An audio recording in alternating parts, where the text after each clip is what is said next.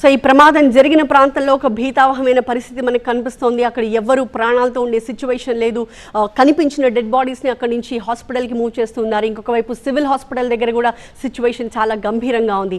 మా TV9 గుజరాత్ ప్రతినిధి నీరు అక్కడ గ్రౌండ్ నుంచి రిపోర్ట్ చేస్తూ ఉన్నారు. ప్రస్తుతం మనకి లైవ్లో అందుబాటులో ఉన్నారు. సో నీరుతో మాట్లాడి ఇంకొంత ఇన్ఫర్మేషన్ని మనం తెలుసుకునే ప్రయత్నం చేద్దాం.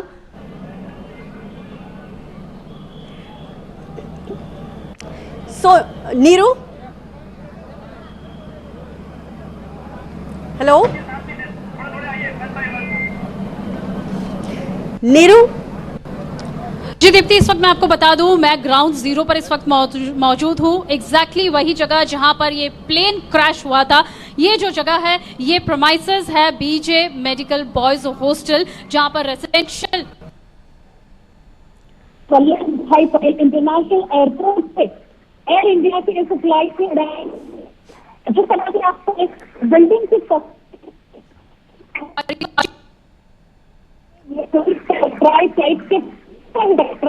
हालांकि उस इमारत पर आप देख पा रहे हैं।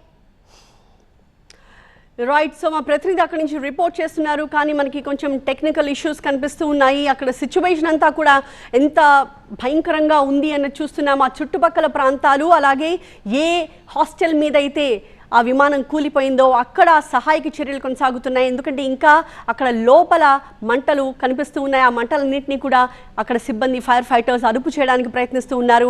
అలాగే లోపల ఇంకా సిచ్యువేషన్ ఏ రకంగా ఉంది, ఎందుకంటే బీజే మెడికల్ కాలేజ్ చాలా పెద్దది మనకు కనిపిస్తోంది. చాలా భవనాలు ఉన్నాయి.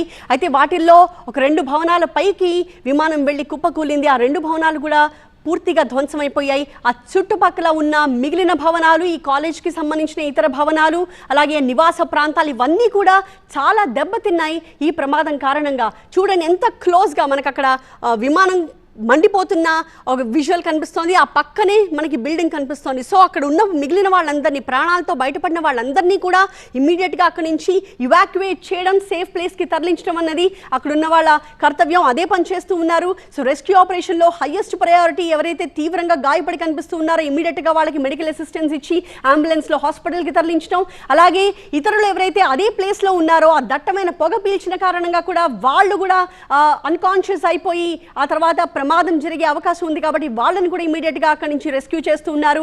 ఆ చుట్టుపక్కల ప్రాంతాల వాళ్ళందరినీ కూడా అక్కడ అలర్ట్ చేశారు, ఇమీడియట్గా ఈ ప్లేస్ని ఖాళీ చేయండి అని. ఎందుకంటే సిచ్యువేషన్ కొంచెం కంట్రోల్లోకి వచ్చి ఆ ప్రాంతం అంతా కూడా పొగ పూర్తిగా తొలగింది అనుకున్న తర్వాత మాత్రమే అక్కడ వాళ్ళు ఉండడానికి సేఫ్గా ఉంటుంది. కాబట్టి అధికారులు ఎక్కడికక్కడ వాళ్ళని అలర్ట్ చేస్తూ ఉన్నారు. రెస్క్యూ ఆపరేషన్ ఇంకా కంటిన్యూ అవుతోంది.